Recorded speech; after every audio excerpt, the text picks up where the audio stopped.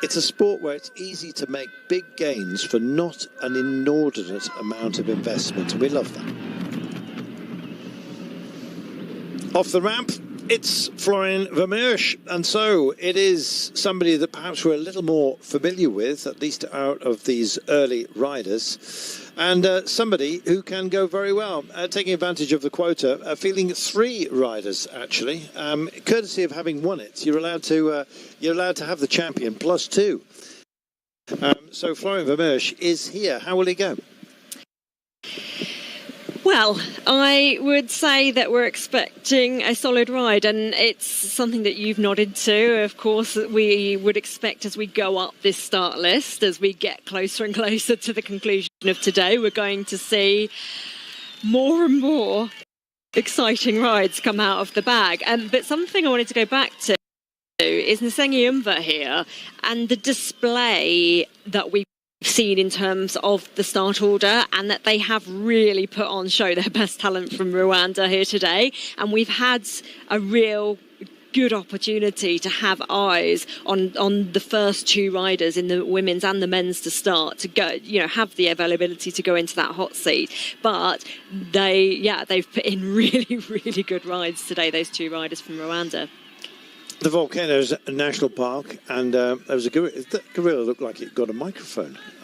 Maybe it's just the way I'm looking at the statue. But beautiful. The natural parks here are.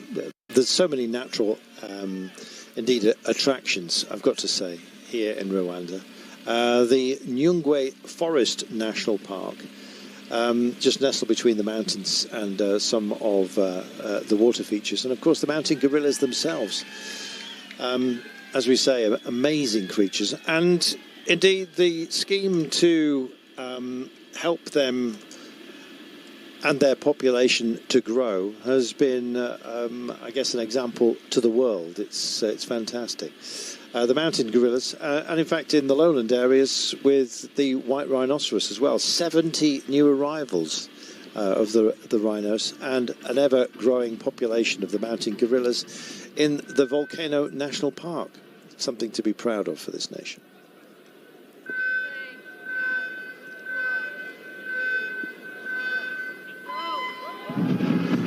Well, there's one silverback, ascends the peaks. Another will take on some peaks and troughs of this course, and indeed it is a tough ask, I think it's fair to say, with over 600 metres of altitude gain compressed into this short time trial by some standards, but long by others. And in fact, if we talk about altitude gain, this course is the most peaky that we've had since 2001 in Lisbon. Can you believe that?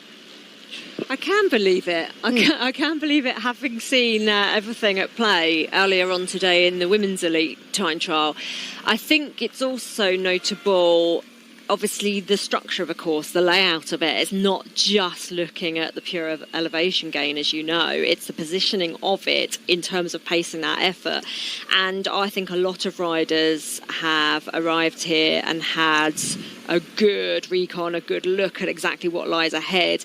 And the severity of the latter part of this course, I think, has perhaps been bigger than people anticipated. But it's given us so much to talk about, and not only in the pacing and the form of the riders and their preparations for that, and potentially how much a rider has been able to train at altitude compared with riders that haven't. It's also the tech as well, in terms of a rider's time trial position. How long are they able to stay in that position on a course like this? We've seen a lot of the best riders being forced out of position with how much these gradients are biting when they're reaching the heights of around 11%.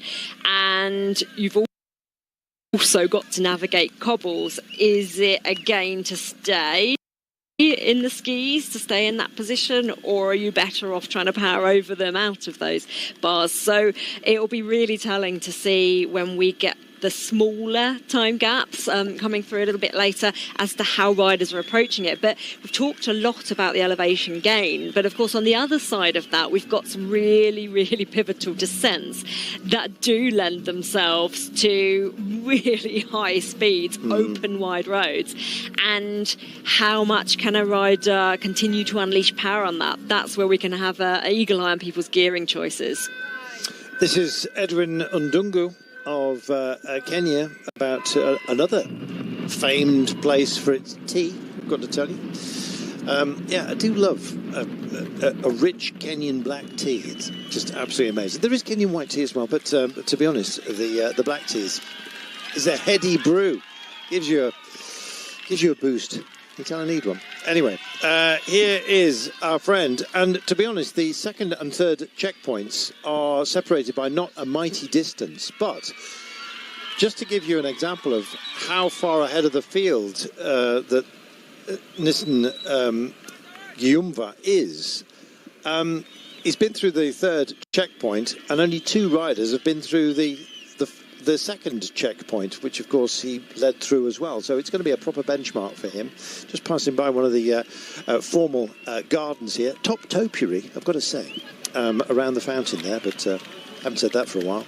Meanwhile, just get himself slightly out of line here. Can't decide which side of the road to go to. Looking down, I hope he hasn't got a gear issue. I think it's just fatigue just starting to settle in, because he's turning himself inside out. He's got to do so for another 5.2 kilometres. And the worst part of his run is still to come. Yes. It'll be the first view for some people of that test. Yeah, it's a really, really neat ride, isn't it, from the Sengimba. And yeah, I think it's no surprise that he's set off first, because what a benchmark he's setting. And we've been able to look now at some of these intermediate time splits and see the damage that he is doing and the vast time gaps, actually. Goodness me. Talking of which. Yes, that is Apollino Carr of Guinea-Bissau, and he has just been speared by Dalhani of the Comoros Islands. And the pace difference there was absolutely startling. Meanwhile, a big pickup here by Jaikun Liu of China. Actually, do you know what? He looks like Bradley Wiggins on the bike here. Similar kind of style. Bradley had quite a shimmy, but a very, very effective time trialist he was as well. Not bad. Yeah. Not too shabby. And we've talked about the contrast that we were expecting to see in sections of this field, let's say, and that has been so stark, that's been so apparent. But it is something that we've discussed a lot with some of these riders going off with these early time slots, is that we are seeing that variety. Ethiopia's Bijay Radey going off. Next, it will be Britton John from Guyana. I think that's the right way around. Artem Nish will then be joining us, and it then starts to get really quite dialed in terms of those who are going to be on more favoured equipment, let's put it that way, and possibly going to start really affecting the timing sheets. But no disrespect to those who are up the road. Absolutely not. And loving the fact that our friend from Rwanda, Nisingiyuma, is still bossing the field at the moment through every single checkpoint. Yeah, really, really solid ride from the Sengiyumba. And as we saw, you can just get the visibility on how smooth a ride is, can't you? And he's just been in such a brilliant position all day, really. And yeah, he's got his sights on that hot seat, and we'll get eyes on that when he completes his ride, of course. And it's been really, really good to see from the Rwandan cyclist to go off on that start ramp first, to really absorb this occasion. But of course, keeping ultimate focus. Talking of which, 2.3 kilometres remains for Nisengiyumva of Rwanda. And then barring incident, which we very much hope we don't see, he will go into that hot seat first. He's already on cobbles, as you can see. And right now, you'll see the shock waves just ripping through his wrists, elbows and shoulders here. This is not a comfortable surface. It's not comfortable, but look at the way he's using that power transfer here and making relatively light work of a section we know is so difficult. And I think, the psychological aspect of coming in with so much on your shoulders for a rider like Nsengiumva today. I think it's amazing. And I've just said about this, enormous pressure, but the enormous support that comes with that as well. And I think different riders are able to absorb different levels of that out on the road, aren't they? Because some people like to shut that out, as you know, and just pure focus. Some people channel it, absorb it, use it to put in the best effort they possibly can. And some people just have to shut it out until they've finished, until it's job done. But he's doing a tremendous job over these cobbles, and just every inch of power transfer that he can now. Loving watching him. Schemmel in his element, one can only hope.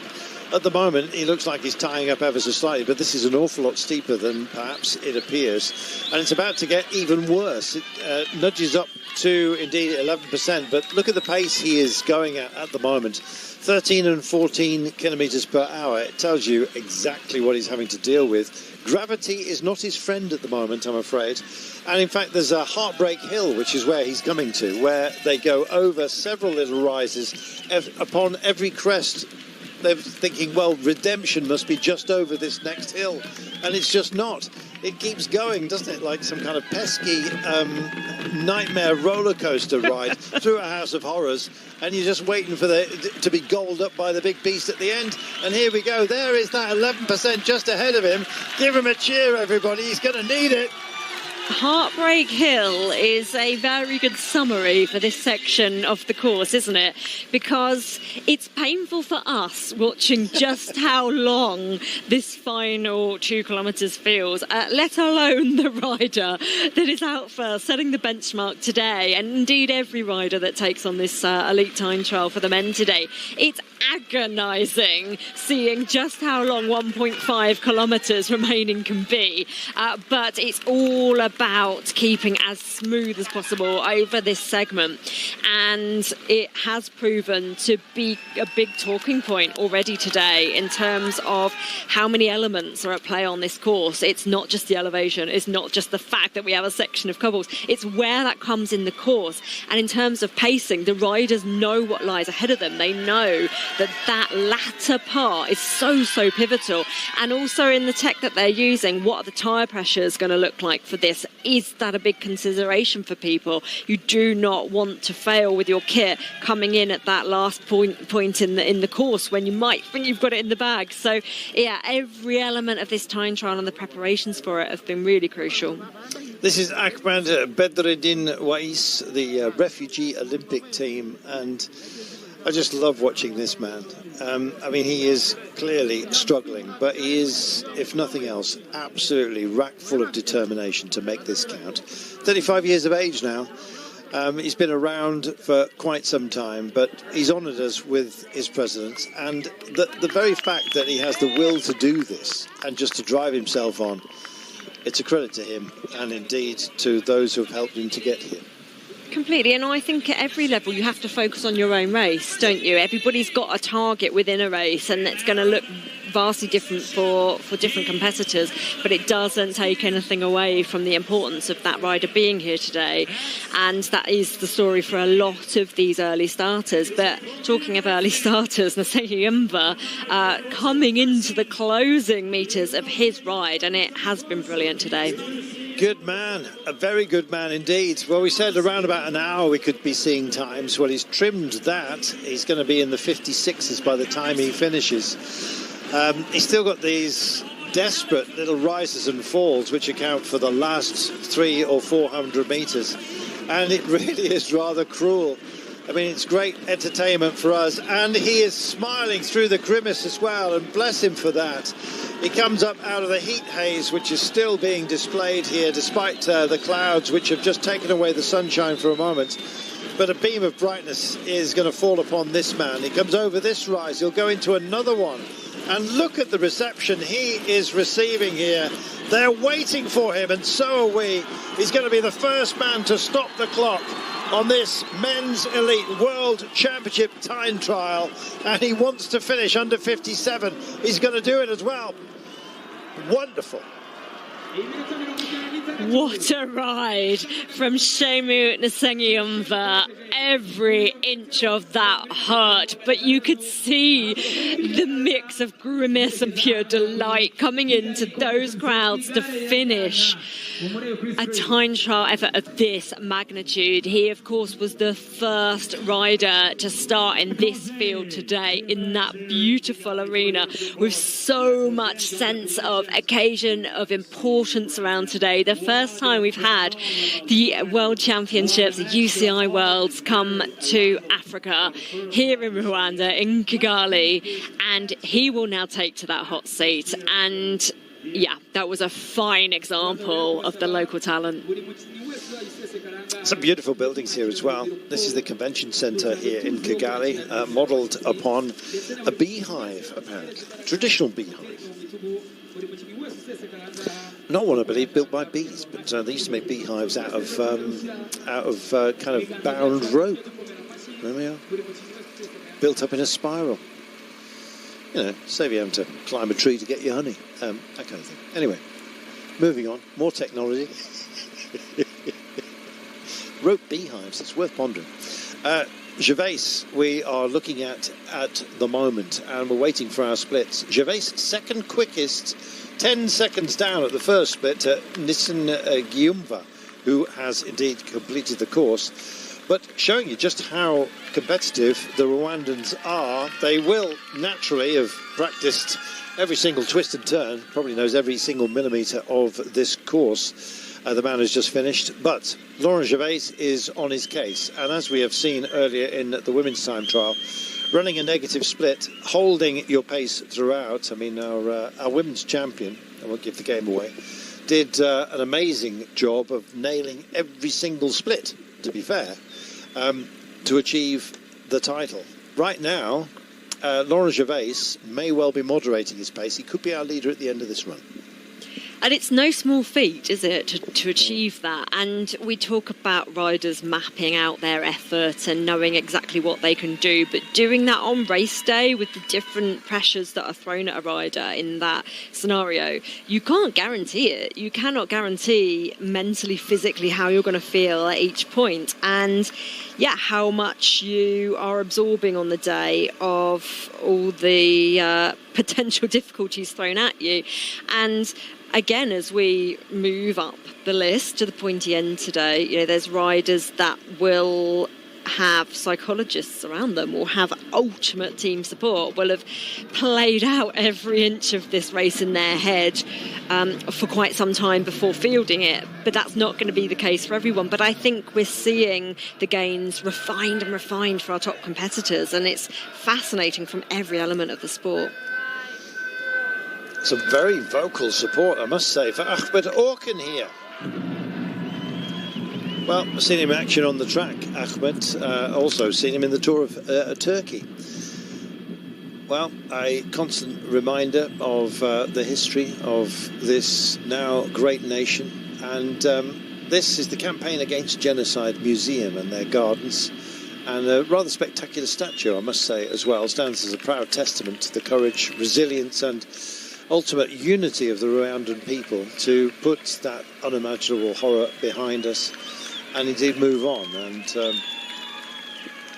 having the UCI World Championships is absolutely part of indeed that celebration, that this is now a peaceful and beautiful nation with some extraordinarily friendly people that have welcomed us roundly.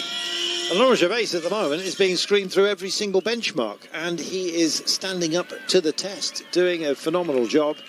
And I think the Canadian will be our leader at the end of this run. Let's see how his latest splits are going. He's coming to the second split. In fact, it'll be a little while before he gets there. In about 6 minutes' time, he should be there.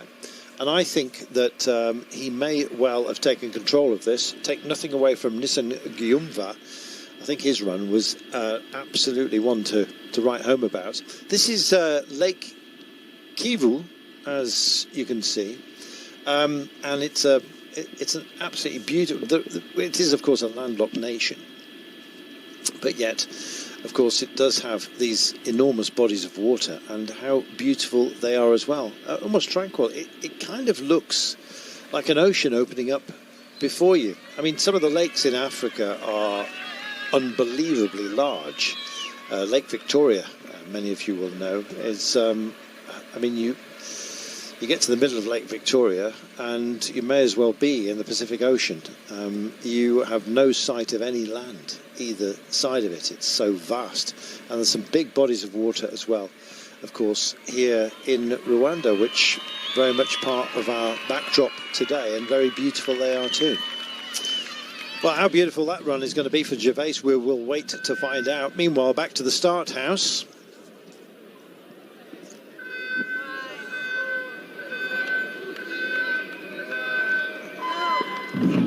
And it is Red Walters who is off the ramp for Grenada.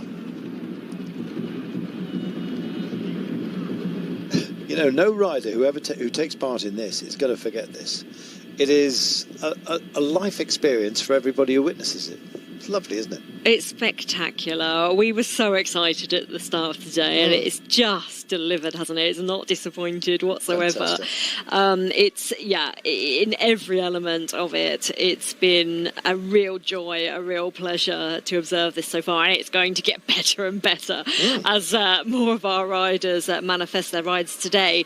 But we've, of course, got such big talking points in our contenders. We've mentioned people, including Ghana, that aren't here, but the people that are here are going to certainly get our tongues wagging. And we have Tadej Pogačar going later, much later on, of course, as we'd expect. But Remco Evenepoel wants to make history, and the biggest talking point coming into this has been their head-to-head and what the outcome of that might be today. Let's see, shall we? They measure each other's success against each other, and why not have that ultimate benchmark? I often think that the likes of Remco Evenepoel, they say Tadej Pogačar, somebody like Tadej Pogačar comes along once in a lifetime. Why did it have to be in my lifetime? Because, I mean, it is a dominant performance by Tadej Pogačar. He skipped the Vuelta, so I'm actually wondering what sort of shape he's going to be in to take on Remco Evenepoel, who's also had a bit of a gap himself, of course, by design, stepped off the bike in the Tour, as you well know, changing teams. So we'll see what sort of mood he's come here. I think the very fact that Remco Evenepoel could get the hat-trick 3 in a row, it's too big to pass up, surely. It's a big mind game, isn't it? Between those two riders, and we are here for it. We absolutely love that battle. And I just think, from looking at all the anecdotes and quotes in the press so far from Remco this week, he's so confident and he's really throwing it out there, isn't he, publicly to Pogačar, which makes it even more of a joy for us to anticipate. Aurélien de Comeron is next, riding for Mauritius. Do you know what? I want them to come to my next birthday party. I like this vibe. You're going to have to see about arranging it. It would be spectacular, wouldn't it? I could put a hip out, to be honest, quite easily. We thought about going to a samba bar last night. We thought again because we were just we were dedicated to you. Well, I was going to say we decided to talk about development of skin suits and things like that instead, but it did sound good. Next time. Gervais still catching. In fact, I think this is his second, I was going to say minute man, but it's 2.5 minute men, isn't it, in front of him. So Gervais is eating into the crowd. In fact, he's caught 3 riders out there. That was Ricardo Sogede. He's just moved by from Benin.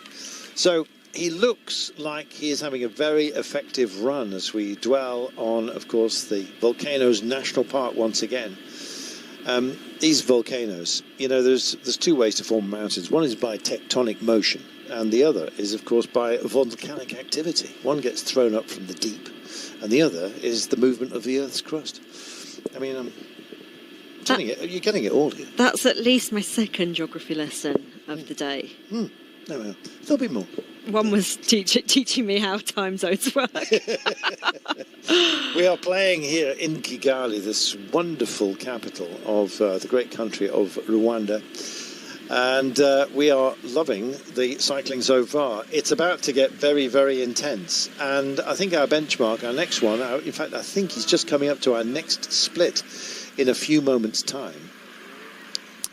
We, of course, are busying ourselves not only in keeping it... Oh, hello, it's Cox gone red against him. So still, Nessun Giumba has the advantage now. It's 13 seconds down. It looks like it's going to be magnified far more than that.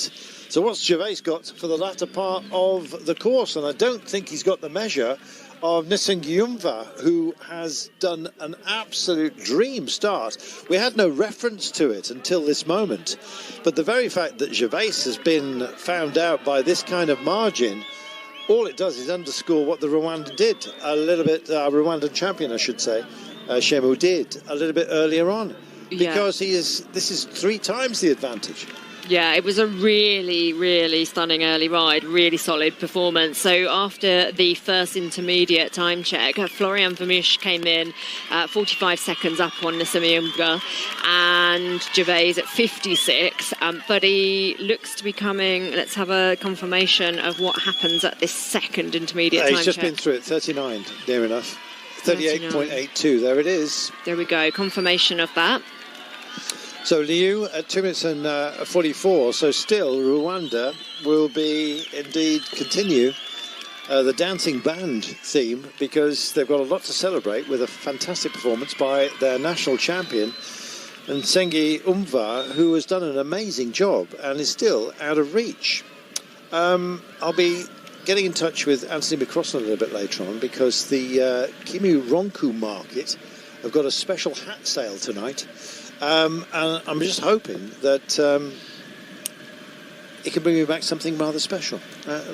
Let's wait and see. Baskets, shoes, kitchenware, and artisan-made crafts, and homemade herbal remedies. That sounds like a winter warmer. Meanwhile, Gervais sails by another. This is Dalani of the Comoros Islands. Very sort of old school looking coloured kit there. I actually really quite like that. In the old racing days, the solid, the national colours were reflected, and they had to have they had a meeting, and I believe it was in France, to decide on the national racing colours of all nations. And apparently we missed the boat, the Brits did, and got to the meeting late, and all that was left was green, which is British racing green. There we are. So there we are. Don't know why. Let's go for a little heli shot over the magnificent tea plantations once again. Still haven't had a cup of tea. Anyway, it's time for Mr. Munton. Byron, in fact. Well, somebody, of course, well known for a Grand Tour. Let's see how he gets on.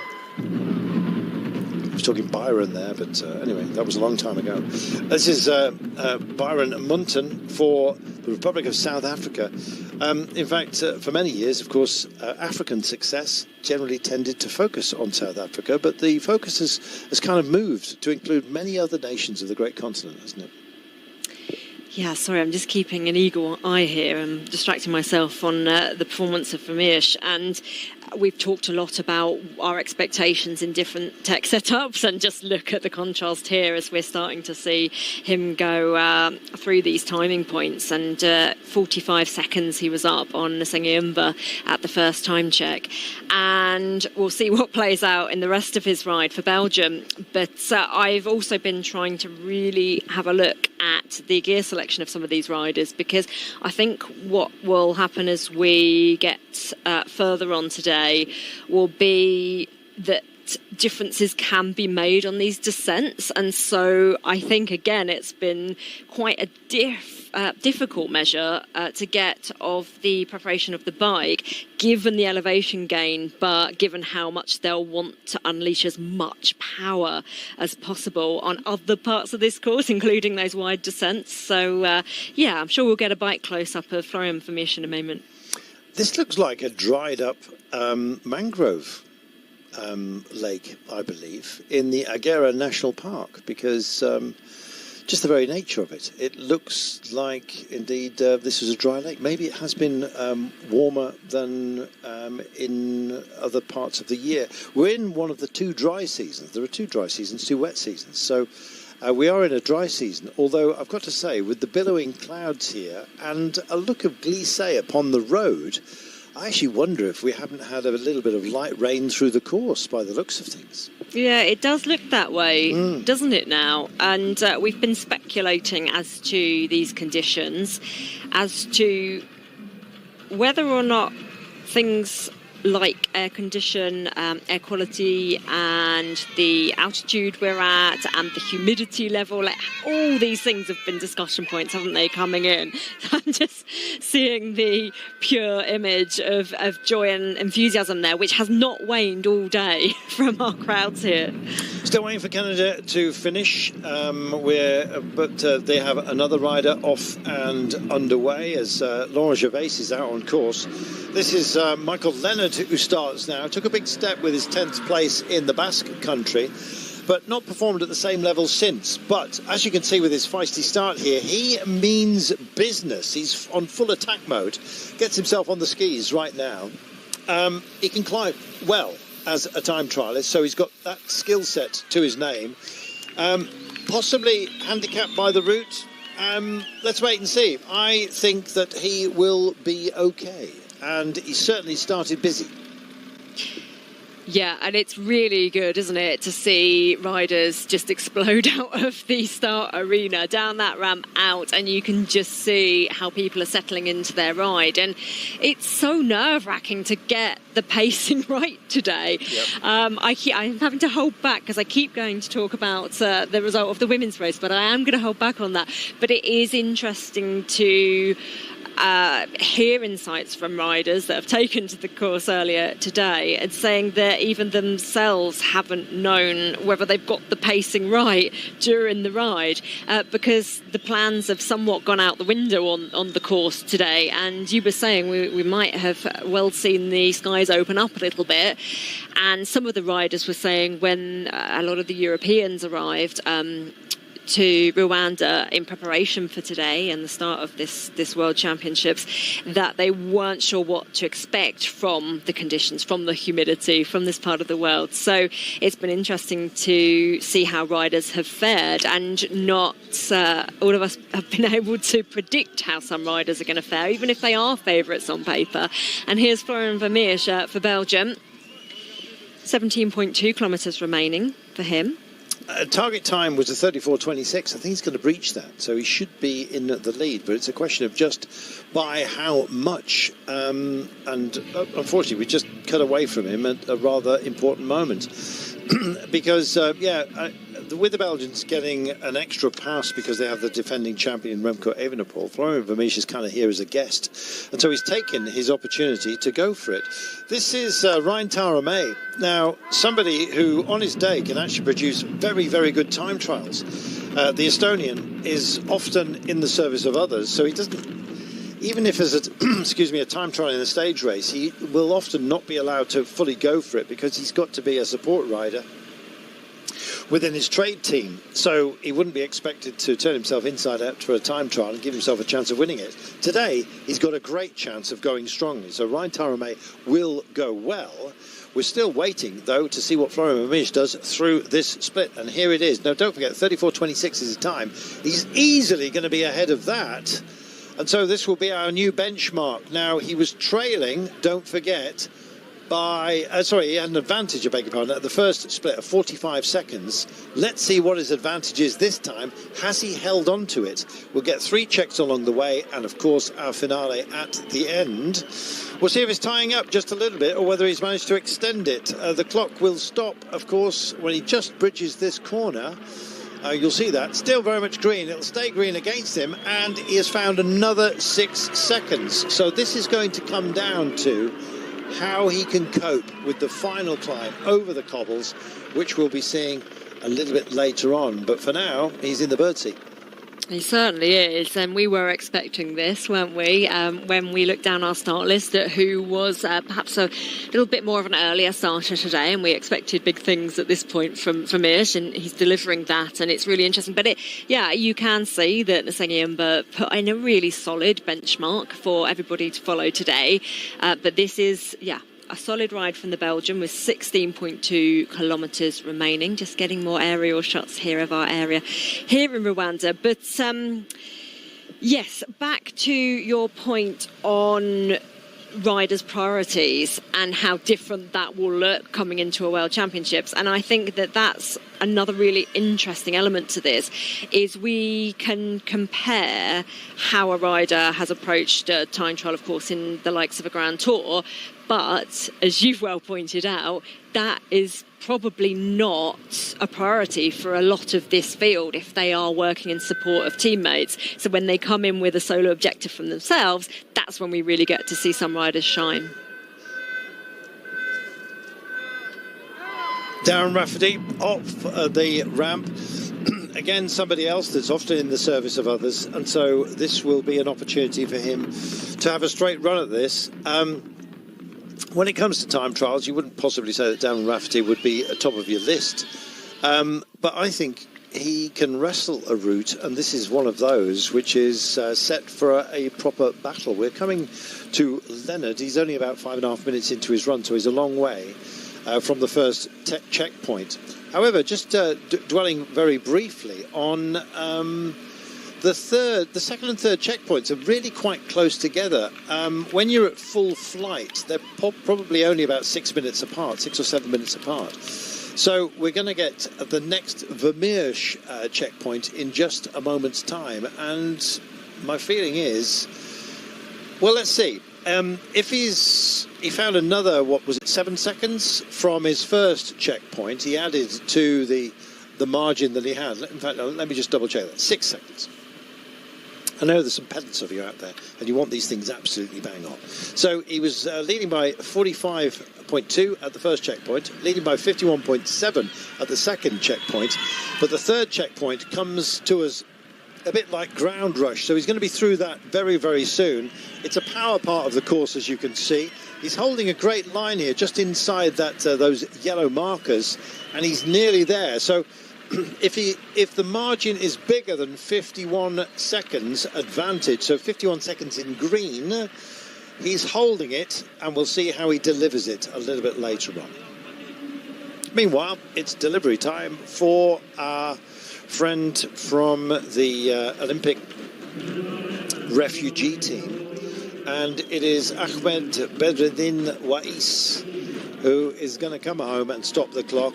It's not about the time for this man, it's about the very fact that he's here at all, and we salute him.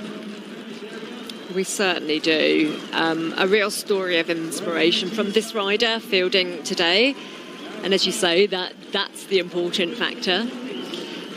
Getting sights once again on these crowds, and we know from the Tour of Rwanda that they are pretty spectacular, but that's elevated further today, and this means so much here in Rwanda. I just love the way that when the riders pop up over the brow there, as he stops the clock at 8 minutes and 21, all we see from the crowd is the back of their heads, because they're all watching for the rider. And that is an acclamation of their love for the sport, and I love them back for it. We do. We love to see that, because we don't always see it. And, they are just purely absorbed in this bike race today. And what a bike race it is. Here we go. This is going to be a big one. So Vermeersch is possibly about a minute and a half, I would say, away from stopping the clock right now. Let's see, 11.3 kilometres is what he has remaining. And I think we're going to ride along with him, because this will be an important juncture for us. When he stops the clock, he's got to do it at the end of this little highway. There's a slight turn in the road, and he's, there's a lot to be said for riding the painted surface, but he doesn't seem to be too bothered about that. But this, the reason he's not holding a solid line is partially exhaustion, but also the amount of power he's delivering. There's a lot of torque going through the back wheel here, and he means business. This is going to be a good time. Yeah, he really does. And yeah, it's really interesting to see the variation of styles on the bike as we switch between riders. But that is what is going to be so crucial in these time splits today, isn't it? It's just how much power these riders can get out. And I think Luke Platt was saying in his pre-race interview, wasn't he, that actually it's not respite on this course, is it? It's any respite is where you've got to make the difference, where you've got to keep challenging your rivals, or where you've got to ultimately keep that power down, which is where it comes into the consideration of the gear ratios that these riders are looking at to get scaling up those ascents over the cobbles without difficulty, but also maximising these really fast, wide, powerful sections like Vermeersch's. Well, his target time at this third checkpoint is a 41.50, and you will, see the little inflatables in a few moments' time. He's reaching out for them. There's an amazing aqua park here, but I think it's mountain filled for some of the runoff that we get from the high ground which surrounds us here. Garcia Piana, a very good track cyclist, I have to say. And coming with track cycling is often a level, especially if you're a 6-day racer, a level of discomfort and bike handling, which I think is magnified in terms of what they offer. So, I expect Garcia Piana to actually have a pretty good run. We'll have more on him in a moment. Check this out. Clock still rolling. Green. There's the Tissot timing point. And minute and a half. Wow. Goodness me, he has found 39 more seconds in the very short jump between checkpoints 2 and 3. There's not much gap between those checkpoints. He's absolutely eating the course, and he'll be our new leader for sure. Yeah, Florian Vermeersch will become our leader of this race for Belgium. We haven't had a huge amount of opportunity to see Nsegi Imba in that hot seat, have we? But it's always so interesting to watch a rider happily. We were so delighted to see him take into that spot for Rwanda, going off as the first rider on our start ramp. But riders know generally, don't they, when their time is going to be up in that seat, especially when you've got someone like Vermeersch out on the course. So I like to sometimes see the moment that a rider is just waiting with bated breath to see how long they're going to sit in a chair. But it's been brilliant that the Rwandan cyclist has been given the opportunity to take that on early today. You want to see an ideal cyclist torso? Look no further here than Michael Leonard. It's that sort of conical shape, allowing you to have enormous lung capacity with a very tight waist. Sort of the upside down of my torso, really. But anyway, Stop it. That is the idea. Meanwhile, back downstairs. Yes, Mr. Vermeersch. He's got the most difficult part of the course still to deal with, and nothing is certain in this game. And thankfully, so far today, we haven't seen any technicals, have we? No, I can't believe you've gone there and said it. Sorry. We'll just apologise now for the curse that we're giving for all the subsequent riders on this course. That is a big consideration. You need everything to go your way. You probably want to look at refining tyre pressures over those cobbles because it comes quite late in the day.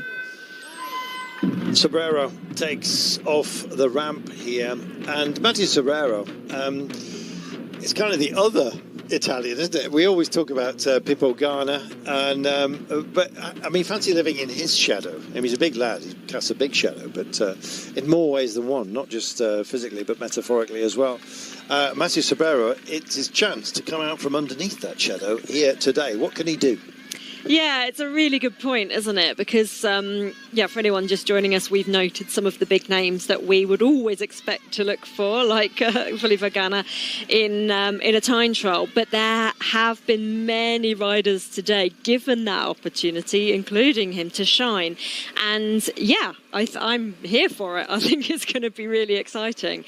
And we yeah, we've got a very interesting field out here today. And as we see each and every one of those go off, we're going to see these time gaps just be tighter and tighter. And the absolute fireworks that I can vaguely say that we were offered in the women's race.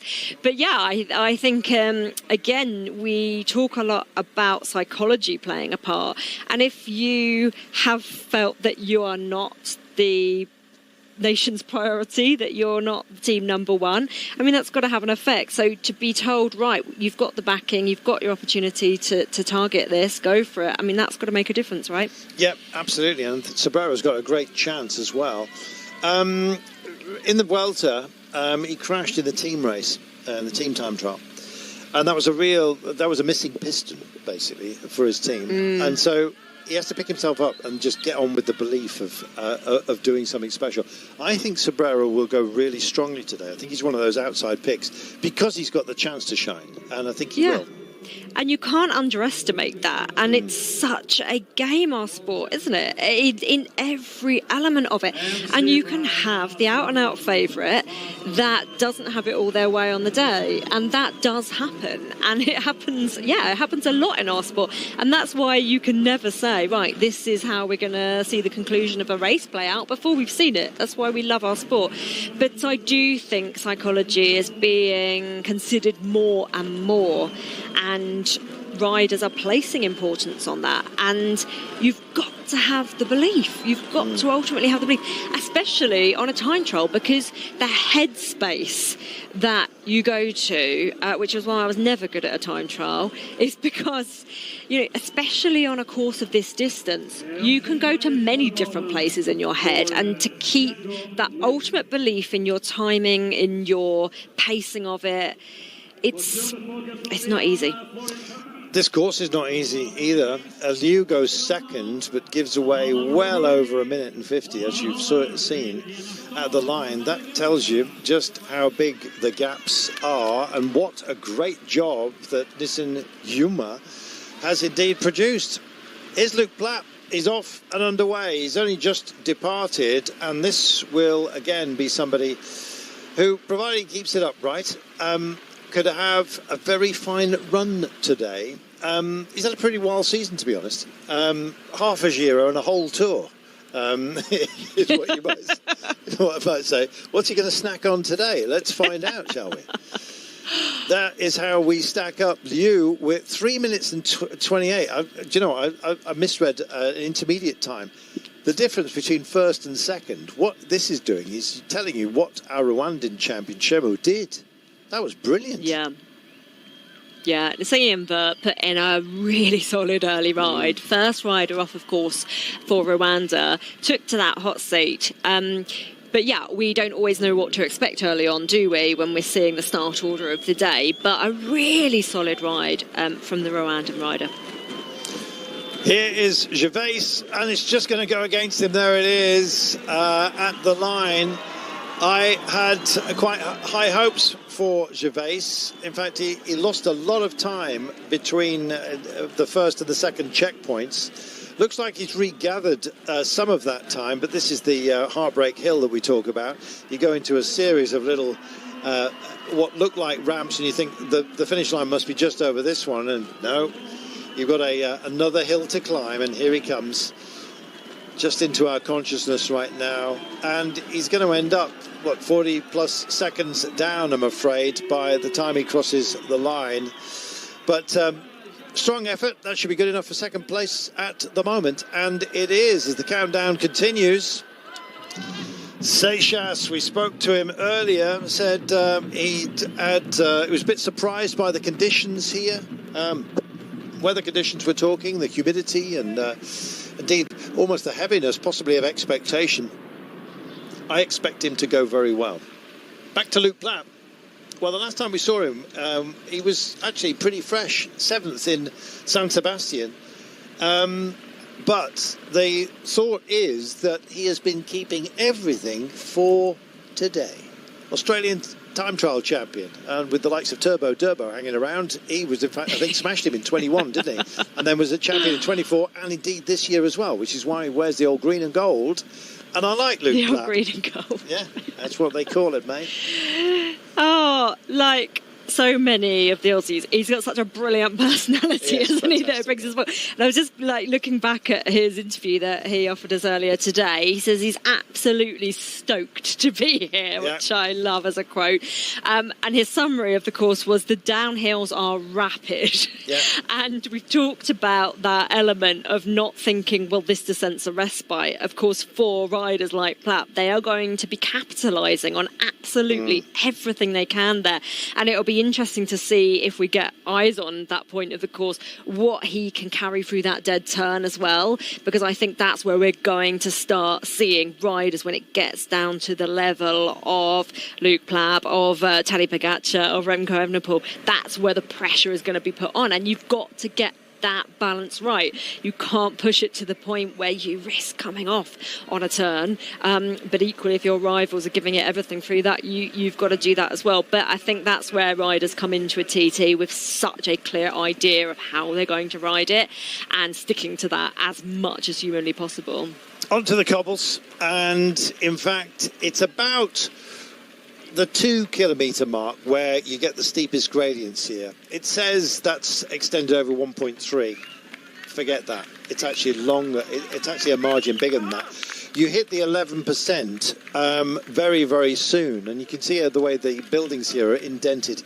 You can also see from his pace, quite frankly, this will be knocked back for him probably to about 16 to 20 kilometres per hour, which is slow for him. Meanwhile, Mauro Schmidt gets off and underway out of the start house. This could actually prove to be maybe a little bit of a surprise. And you see what I was talking about. It's about 2Ks out, isn't it? The steepest part of it, not 1,300 metres. So it's actually a lot more intense from a lot further out. 13 kilometres an hour. This is the hurt zone. 2Ks out. It really is. And I was talking earlier about how this section of cobbles comes in the latter point. Of course, you don't want to have a flat, you don't want to have a problem mechanical at any point in a T2 course. Of course you don't. But what I was alluding to is the fact that this is kind of a bit of a late surprise for the riders, isn't it? It looks like on paper, on the profile, that it's quite short, but it drags for so long for these riders. It's a long couple of kilometres to that line, and we often talk about riders making that decision when we've got more hilly terrain in these time trials. We talk about riders looking at whether they would use a traditional TT setup or a road bike setup, and of course riders will have gone for the TT today, but we're seeing riders out of position, perhaps more than we would have expected, on some of these, not only the gradients but the road surface as well. And this is a really big fight towards the end of this time trial, which is why pacing has been so key, because riders going out on the arguably much more simple first part of the course, they all have in mind that this is what awaits them, this is what lies before that final for them, before they reach that finish line. And it might smooth out, but it doesn't necessarily flatten out either. So we're just seeing Vermeersch reach that real pinch point now. I don't know who New is, but his fan club are in. And here we go. Mugisha is about to come off the ramp. And this is why they are screaming for him. Mweze, he is, of course, Rwandan. Well, at the moment, they've got one in the hot seat and one in the start house. They've bookended the day beautifully. For how much longer is anybody's guess. Listen to this. It's absolutely incredible to witness this history in the making today. Listen to this.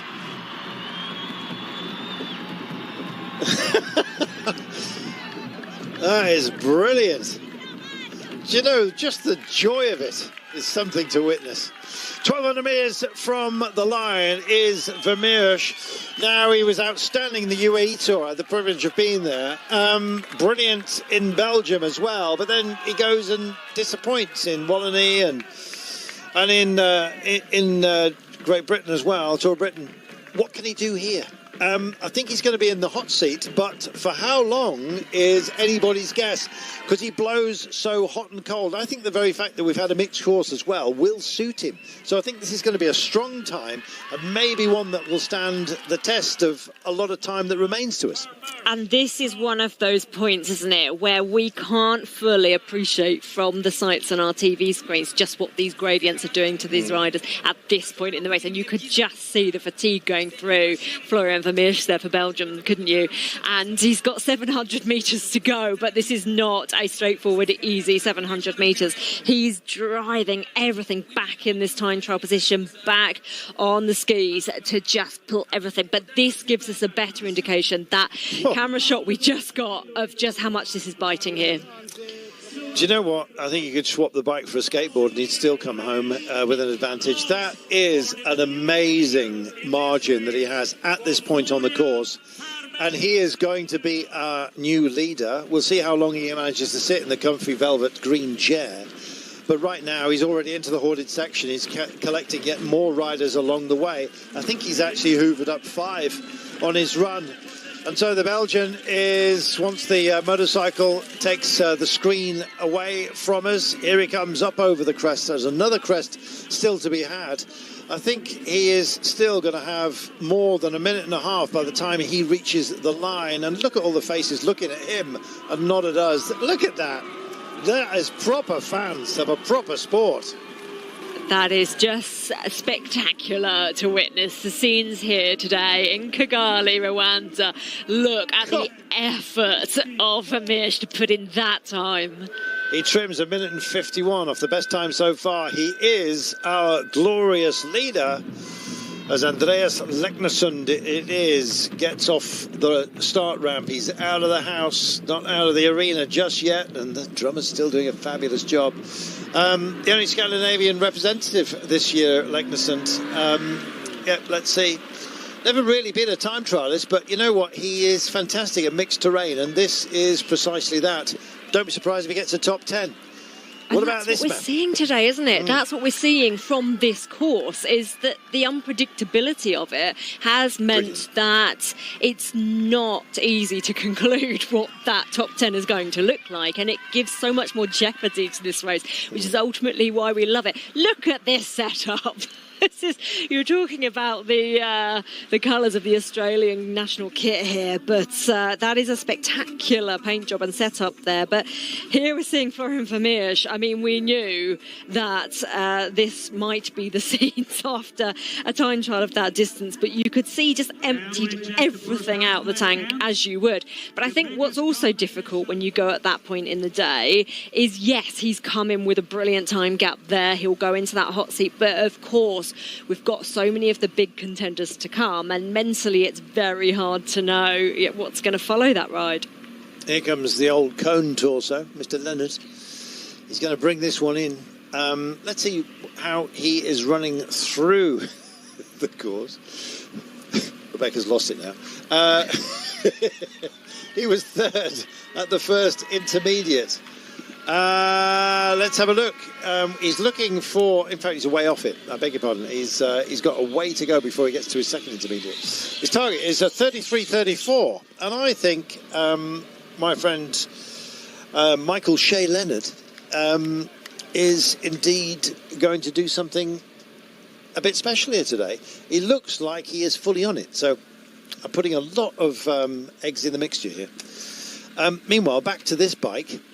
You're meanwhile baking a cake. I am. And what would you call this? Vanilla blueberry? Custard and mint? I don't know. It's. Can we call Luke Platt vanilla? I don't think so. I don't know. Yeah, I do worry and wonder about some kits, but others I absolutely love. And here is the South Africa. This is a proper yippee flag, isn't it? South Africa, if you put it on its end. But yes, he's off and underway. That's Brandon Downs. Alexander Meyer is next. Then it'll be Will Barter, Miguel Heidemann and Tiedemann Arendsman, where indeed very much we start to think about the juicy stakes that are still to come, including Isaac Del Toro, who is, I don't know, the best bit of sirloin you're likely to see today. Let's see how tasty his performance is. Meanwhile, Plapp still digging in. And here he goes. He's got a long way to go at the moment. Yeah, sometimes I just think designers, they've actually got a bit more sensible of late. And I think designers become a bit more human and a bit less graphical. You know, a lot of designs that they were too sharp, they were a bit too messy, and now we're going back to the classical stuff. And I absolutely love the classical stuff. Never been a big fan of faded gradient colours. And do you remember there was it just looked like a laundry accident to me. But thankfully, we're now back to good old solid block colours, and you can always rely on Canada to produce a good kit. Yeah, I'm just thinking now. You've set off my thought process with like a colour fade. Do you remember I know what you mean. Do you remember the Netherlands kit, which was just dots, and you couldn't see the famous orange had just gone, and basically it just looked like some kind of visual trick that they were playing on us. I do wonder sometimes when you feel like a team has absolutely nailed the most beautiful kit and then they change it the season after, and that's disappointing. So, no, I hear you. And it's important. It's important. But talking of which, it is really interesting to see at this level who's been given some freedom to perhaps do a little bit more aero testing in terms of the, of course, the equipment, but the skin suits that have been developed for certain riders, whether or not the whole, every rider in that federation is going to be wearing the same, or whether riders have placed more importance on that. And I think that's what's been a really interesting talking point, where people have been doing so much speculation on the battle between Pogačar and Evenepoel, because we know they've both had probably quite a handy amount of time to do their refinements in terms of preparations for today, because we know it's a huge target for both of them. Of course, a target for Luke Plapp, who we've got eyes on now with 30 kilometres remaining, just having eyes now as he has that first intermediate split. Here we go. Surprisingly, red against him at the moment, but he will thrive better on some of the peaky stuff later on. He's 19 seconds down. That's only the first intermediate. If he's running what we've been referring to as a negative split, it means he's going to keep something back to deliver it later on. Yes, the 2023 Netherlands kit was basically, somebody thought, I know, let's get rid of the orange. And I don't know who that person was with that conversation, but it didn't work, and nobody could tell them. One of the greatest things in cycling for the Dutch is just being able to see the bright orange flying by, normally up ahead of you.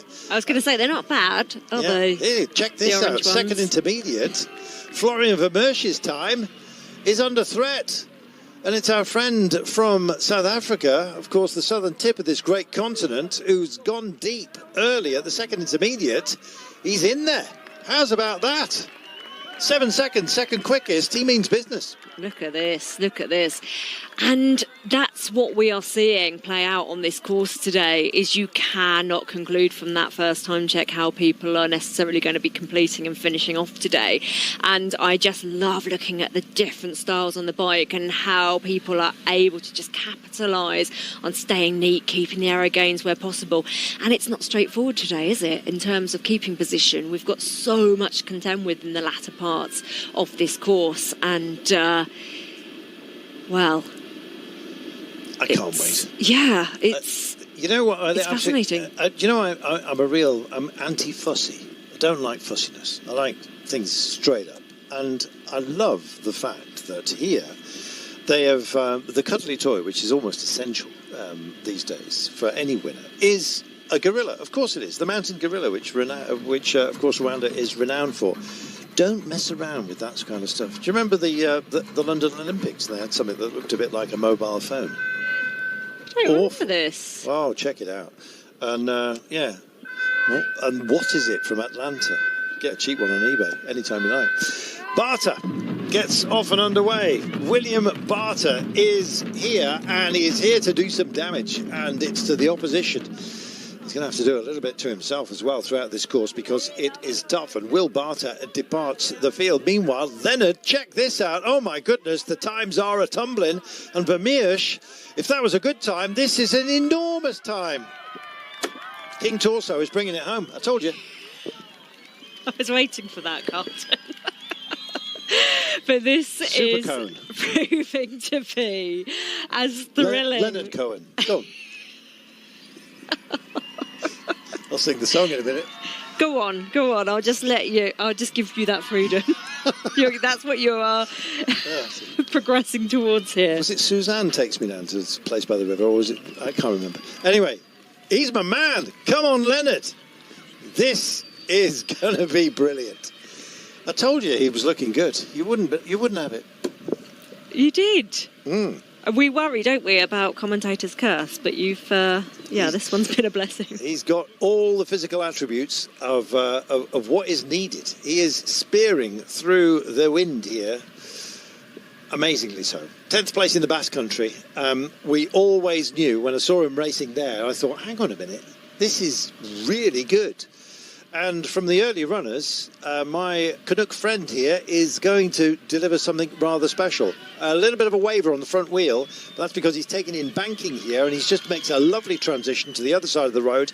He's already spying the apex that he's got to hit. He gives himself a quick look, then straight back down into the aero position to maintain it. Double check to make sure he's not getting out of line. This is fantastic riding at the moment. He knows he's on a downhill section, which has got a technical left-hander at the bottom, so he needs to shed a bit of speed. So he takes this beautiful right-hander, screams downhill of a left-hander, and then just has to deal with the rest of the course to bring me deep joy.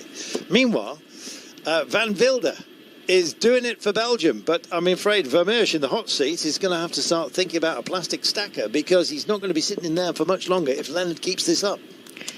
No, and it's so fascinating to look at the position. Like, we've discussed it endlessly, but now we are getting to this end of the action where that makes such a huge difference. And you could see him just like quick look up, as you say, and then back into position, because it's just constantly teetering on that balance, isn't it, of holding the best aero position you possibly can, but of course not allowing yourself to make any mistakes up the road on any of these turns. If any sections become a little bit more technical, you've got to be ready for that. Of course, they know what lies ahead, but in practice that can be very different when you're doing this at the extreme race paces that we're seeing now. But I just really enjoy watching people get in and out of that position, because the longer you can keep it, whilst keeping it upright, of course, and manoeuvring these turns and dead turns, especially to come back up the other way, as we're seeing on today's course, you know, the more the gains have been made for riders. But yeah, you can just see now how much riders are utilising every inch of those descents that they can pedal on just to maximise the gains. But yeah, be a little bit more tentative on that turn. Ryan Tara-May is a good time trialist, and Michael Shade Leonard is proving that potentially he is a great time trialist today. When we looked at the course originally, it seemed a bit of a stinger as far as fully committed traditional time trialists. But if you function on mixed terrain, you can thrive today. And I feel that that this man, Michael Leonard, is doing just that. Also, Canada seem to be able to mark themselves out for greatness. They seem to time their runs, either that into the Olympics, into the World Championships, into just about anything that is required. They seem to time their runs absolutely brilliantly. They always thrive on track and road, and right now this man is thriving on this time trial. And that's what you need, isn't it? So we just watch him take that turn. And it's such a fine art, but also to be given the ability to do that, as you say, to do it effectively, because of course everybody's season can look very different, and to get your preparations and your timing right, and to decide when you look at the wider season, or not even just one season, when you're looking at Olympic cycles and how you place importance on World Championships, you can't peak for absolutely everything. And it might sound obvious, but when we've seen riders who just seem to be on this endless run of luck, we then see them get a big illness or an injury, and you're always looking at the longevity, not only of success, but your career and your well-being and your health and your ability to back up performances. So when we see people do it very well, there's a lot that's gone into that behind the scenes, of course. Utter niche, second quickest so far, giving away 34 seconds to Florian Ramirez. Would have been favoured by the course. He's quite a good sort of hills man. So maybe somebody as well that you would have expected to produce a spectacular performance here. Second quickest so far, albeit giving away 34 seconds. All of the timing sheets are about to be ripped up, as indeed Michael Leonard will be coming home fairly shortly. Here indeed is Luke Plapp. Looks like he's chugging just a little bit. That's not a classical position he's in at the moment. Does get there right now. We'll see how he is thriving or struggling a little bit later on. Indeed, as far as the latest times are concerned, Luke Plapp was fourth at the first timing point, giving away 19 seconds. We'll see whether that's been magnified or whether he's held on to the margin for this next one. It will give us an indication of how much he's got left for the rest of the run. Yeah, well, I'm just having a look down now at some of these earlier splits, and yeah, we just had sight on Luke Plapp, didn't we? Just sort of going back into that position and just getting himself back to where he wanted to be physically in that position on the bike. Van Wilder here for Belgium. Again, this is potentially going to be a trim. He's still got a way to go to get to Michael Leonard's time, which really did give us a big wake-up. But Van Wilder as well is going to set yet a new benchmark. We are loving this. We're seeing the pendulum swing almost constantly, and it's back into the Belgian vanguard right now by a margin of 42 seconds. What a trim that is. It certainly is. Just getting sights as it just gets better and better as we go. But back we are at the start ramp. Del Toro, what a prospect. And I mean, how has he carried himself out of the Giro d'Italia, for goodness sake? And what might have been? We ask that so often, don't we, of so many riders, particularly at the beginning of their career. How do they cope with that? Making a lot of headlines, of course. I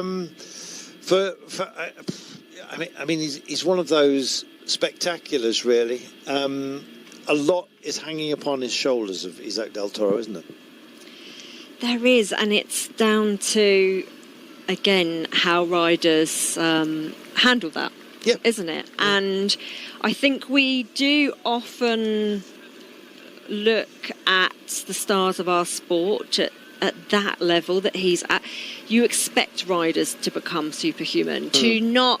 I think something that we've seen become more prevalent recently is riders saying, do you know what, I do absorb the press, I do know what people are saying about me, and I do have to measure that when I come into big targets. And I think, sometimes we do make the assumption that when a rider is so good that it's water off a duck's back and they're not absorbing that. But there's so many different elements to it, to keeping your calm and to keeping your mental well-being coming into all these targets as well. And I just think that, understandably, you're going to have pressure, huge pressure on riders' shoulders. But we do sometimes have to remind ourselves that these riders are also human. And we've seen it prominently this season, haven't we? We've seen Lotte Kopecky actually come out and say, I'm just being really honest about, I'm just not having a great time this season. I've suffered with endless injuries. I've, suffered with illness, with setbacks.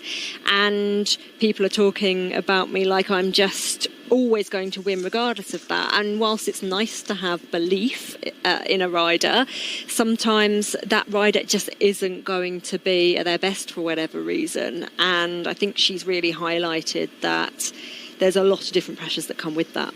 You know, choosing your friends is one thing. Choosing